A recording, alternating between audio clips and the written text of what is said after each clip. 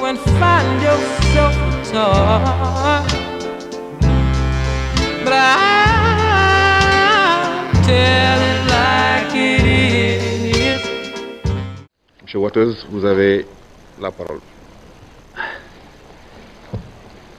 Mr. Chairman, Excellencies, ladies and gentlemen, thank you very much for receiving me at this moment of solidarity and crisis.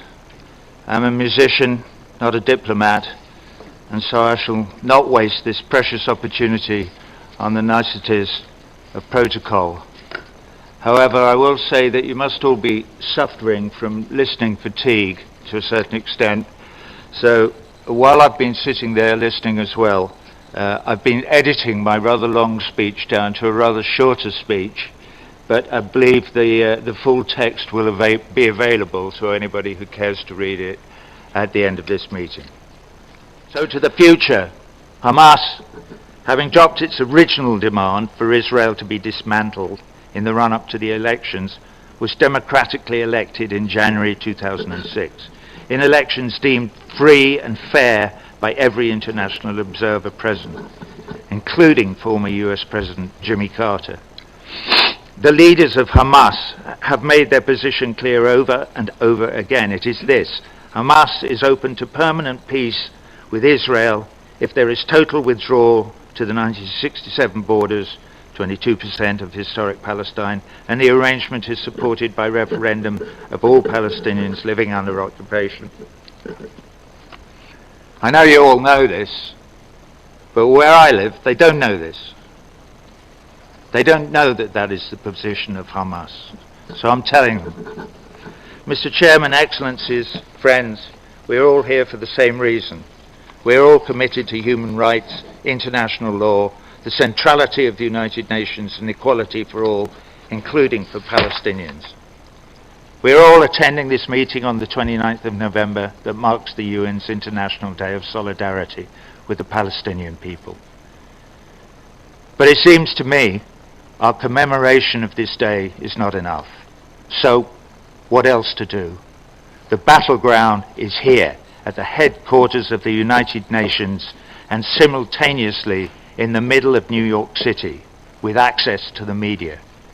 The battle is two-pronged. One, to continue the work of informing the people of the United States of America about the reality of the Palestinian-Israeli conflict, and most especially about the role of their government, the host country of the United Nations, using their tax dollars to fund and enable Israel's violations. Two, just as importantly, we must address finally serious reform of the UN. The UN needs to embrace a new democracy. The veto must be rethought, or the UN might die.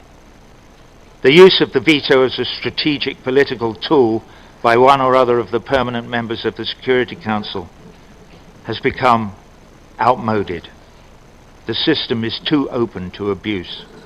The blanket protection afforded to Israel by the United States' use of the veto is but one example of such abuse. I urge you, the General Assembly, to collectively work towards wresting the power back to the people in order to facilitate progress towards a more democratic body, better able to pursue the high aspirations of this great institution, to represent the will of the peoples of these great United Nations. You, the General Assembly, represent the largest, most democratic component of the United Nations. The United States and China and France and Russia and the UK have no veto here. What is needed is political will. You can make decisions and take actions that the Security Council cannot or will not. The United Nations Charter begins with the words, "We, the peoples of these United Nations," not "we, the governments." I urge you, on behalf of the people of your countries, on the behalf of the people of all countries, in fact on behalf of all the peoples of this, our shared earth, to act. Seize this historic moment and support the vote today for Palestinian enhanced observer statehood status as a step towards full membership. Thank you.